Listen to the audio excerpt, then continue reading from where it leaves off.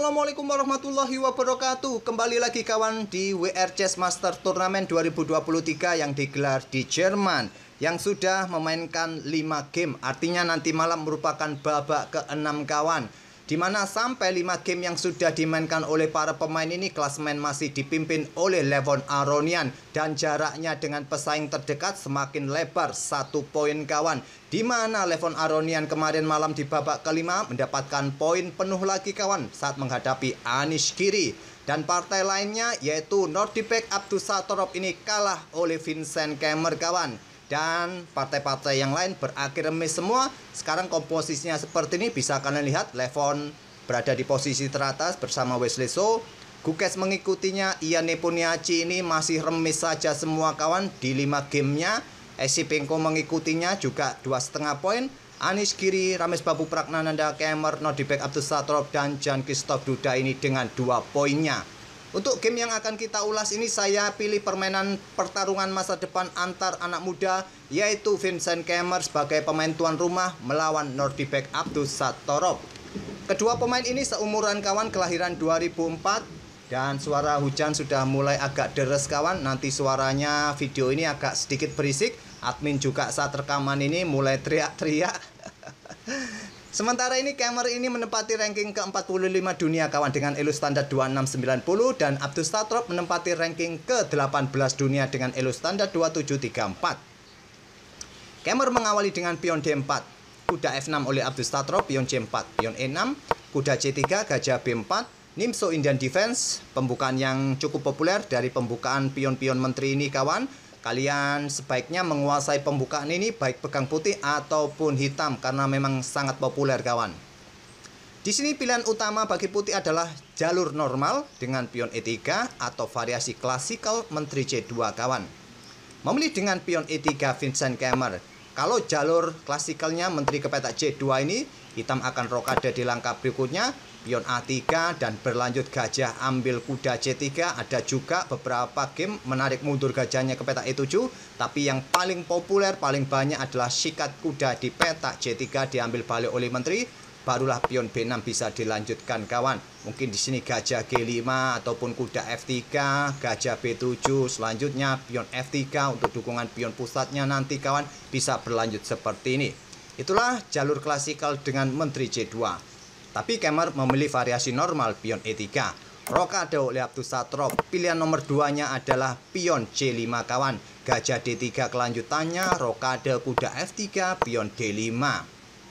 Oke, kita kembali lagi ke permainannya. Rokade dipilih oleh Abdusattorov, memilih jalur utama gajah D3, pion D5. Dan yang paling banyak di sini adalah kuda F3 kawan, tapi Keymer memilih pertukaran langsung. Pion C pukul pion D5, pion E pukul pion D5 untuk tetap menjaga petak-petak di pusat ini dengan pionnya kawan. Kuda E2, di sini benteng E8, rokade oleh Keymer mengamankan raja. Dan pada posisi ini bagi hitam pilihan utama yang paling banyak dimainkan adalah gajah D6. Stockfish menyarankan langkah ini atau langsung ditarik mundur ke petak F8. Pion H6 juga bisa dimainkan. Beberapa game ada juga yang memainkan pion C6 untuk memperkuat rantai pion ini kawan. Memilih dengan langkah pengembangan kuda B ke D7, masih ada beberapa game yang memainkan langkah seperti ini. Menteri B3 kawan, gajah dipertahankan ditarik mundur ke petak D6. Ada juga yang langsung melakukan pertukaran, dan ada beberapa pilihan bagi putih, ambil menggunakan pion, ambil dengan kuda, ambil dengan menteri kawan. Yang paling kuat dengan kuda atau dengan menteri. Kalau dengan pion ini sedikit kurang bagus menurut Stockfish kawan, yang terkuat dengan menteri ataupun dengan kuda. Jika pada posisi ini hitam melanjutkan pertukaran langsung. Tapi Abdusattorov memilih mempertahankan gajahnya ke petak D6, dan di sini terlihat mengorbankan pion di pusat diambil oleh Vincent Keymer. Kuda ambil pion D5, kuda pukul kuda kawan, diambil balik oleh menteri. Selanjutnya kuda ini sementara dikorbankan.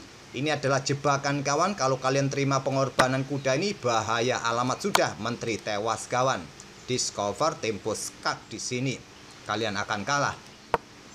Pada posisi ini pilihan terbaik dipilih oleh Keymer kawan untuk mendapatkan 1 pion hitam dengan meluncurkan rudal jarak jauhnya. Gajah ambil pion H7 skak untuk mendefleksikan posisi raja agar menteri terhindar dari ancaman discover, dan baru pion bisa ambil balik perwira hitam.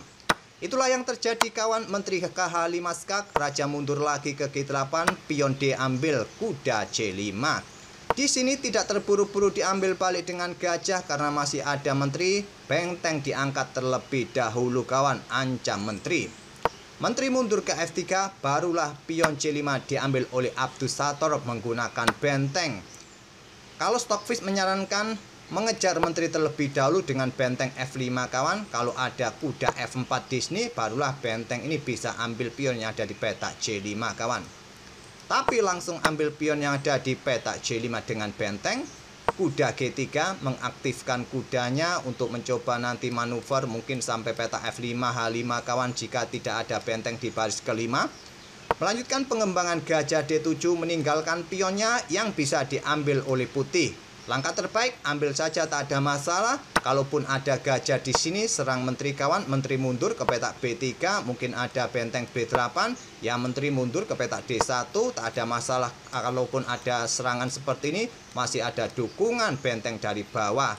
Mungkin di sini menteri akan keluar ke petak H4 kawan, kalian bisa jawab dengan pion B3 terlebih dahulu. Memilih dengan langkah pion E4. Salah satu langkah terbaik juga untuk segera mengeluarkan gajahnya kawan. Apakah ke peta E3, ke peta D2, atau ke peta yang lain nanti kawan, menantang pertukaran gajah gelap untuk menetralisir kekuatan dua gajah dari hitam ini. Menteri H4 dipilih oleh Abdus Satorov. Gajah D2, benteng B5, mencoba incar pion di sini kawan. Dan mungkin menempatkan gajahnya nanti di reposisi mendapatkan diagonal ini untuk pressure peta F2, bisa jadi. Gajah C3 pertahankan pionnya dan juga menempatkan sniper juga di diagonal gelap panjang. Benteng E8 coba tekan pion di sini. Mungkin benteng ini juga segera diaktifkan kawan untuk menusuk di baris atau di lajur H nanti. Benteng E1 lanjut kemer. Benteng G5 coba tekan kuda di sini kawan dan dijawab dengan langkah pion E5, membuat langkah pengorbanan pion untuk mengosongkan peta untuk mengusir menteri nanti dengan bentengnya. Dan pion ini tidak diambil, memilih dengan gajah C6, tempo ancam menteri, melindungi pionnya juga, mendapatkan diagonal terang panjang ini juga kawan. Seumpama pion ini tadi kalian pikir bisa diambil, ya bisa, memang ada kekuatan sepasang benteng untuk melindungi gajah kalian. Cuma masalahnya inilah yang dipersiapkan oleh putih kawan, benteng E4 serang menteri. Kalau saja menteri ini mundur ke peta H6, maka ada pion H4 kawan. Coba lihat. Nanti benteng ini akan meninggalkan gajah. Gajah ini tewas kawan. Kalau bergerak ke petak-petak terang ini masih ada kuda, tentu akan disikat oleh kuda. Putih akan menang jika ambil pion ini. Gajah C6 langkah terbaik. Menteri D3. Gajah C5 kawan menghindari ancaman pion dan mendapatkan diagonal untuk pressure pion F2. Di sini pion B4 kembali dikorbankan kawan. Dan langkah terbaik ambil pion ini memang terjadi baku hantam di sini kawan, dan inilah pilihan terbaik bagi hitam. Tapi memilih pertahankan gajahnya di diagonal ini dengan dua snipernya, berharap menggempur pertahanan raja putih ini kawan. Tapi langkah ini adalah langkah kekeliruan, yang tadi harusnya langsung ambil pion menukarkan perwira gajah gelap. Di sini masalahnya adalah pion B5 dari Vincent Kemmer untuk usir gajah ini kawan. Tidak diperdulikan oleh Abdus Satorov, memilih dengan bentengnya naik ke peta E6. Segera digeser ke lajur H kawan. Dan putih tidak berani langsung ambil gajah ini. Bermain dengan langkah kuda ke E4. Kalau ambil gajah ini dengan pion kawan, maka benteng digeser, ancaman skakmat. Satu-satunya cara ya pion ini didorong kawan, ataupun kalian melakukan skak yang berulang terlebih dahulu. Raja ke peta H7, melakukan skak lagi di peta D3. Kalau kalian blokade dengan pion di sini kawan, maka akan menguntungkan bagi putih. Bisa blokade ancaman skakmat dengan pion H3 terlebih dahulu, nanti bisa diikuti langkah yang lain kawan. Seumpama di sini benteng sikat kuda di sini kawan, menteri bisa bergerak ke peta D5 untuk memberikan ancaman di sini kawan. Kalau raja ini bergerak ke sini ya ada ancaman discover, bisa berbahaya. Coba kita lanjutkan beberapa langkah saja kawan. Anggap saja menteri bergeser untuk melindungi pion di sini. Ada gajah bergerak ke peta D2, akan mendapatkan benteng yang ada di belakang kawan, dan potensi benteng ini pun juga bisa jatuh nanti. Bukan pilihan terbaik. Pilihan terbaik dari Kemer dengan langkah kuda E4, blokade diagonal ini kawan, dan persiapan juga untuk membuka akses baris ketiganya. Pion juga siap didorong untuk menghindari potensi benteng di lajur H bersama menterinya. Di sini benteng dikorbankan oleh Abdussatorov, tapi langkah ini langkah kekeliruan kawan. Langkah terbaik adalah menukarkan gajah terang, diambil balik oleh benteng G4, terjadi pertukaran benteng sekali lagi. Dan permainan masih cukup level di sini kawan, walaupun sedikit menguntungkan bagi putih karena putih unggul satu pion di sini kawan. Oke, kembali lagi ke langkah aslinya. Tapi memilih pengorbanan benteng ambil pion G2, diambil oleh raja kawan. Benteng G6 skak, raja bersembunyi ke H1. Benteng digeser ke H6, ancaman skakmat. Pion H3 antisipasi dari Kemer. Dan selanjutnya gajah ambil pion B5. Sebuah taktik defleksi yang bagus, andai saja diambil oleh Kemer kawan. Tentu ancamannya skakmat 2 langkah berikutnya kawan, skakmat. Andai saja seperti itu. Tapi yang main ini adalah Grandmaster kawan, bukan pemain kaleng-kaleng yang sering main di pos ronda, tentu tidak terkecoh dengan gajah gratis ini. Memilih menggeser menterinya ke F3, menyerahkan benteng di sini kawan. Ada 2 pilihan terbaik, gajah bergeser ke petak D7 atau sikat benteng. Memilih gajah ke D7 dan pion dikorbankan oleh Kemer, pion E6 demi membuka diagonal gelap bagi gajah. Benteng siap digeser ke lajur G. Diterima oleh Abdussatorov, gajah ambil pion E6, benteng G1 dibiarkan pion ini diambil kawan, dan di sini menteri ambil pion H3 skak. Kalau ambil dengan gajah, maka putih lebih cepat untuk mendapatkan skak emat kawan.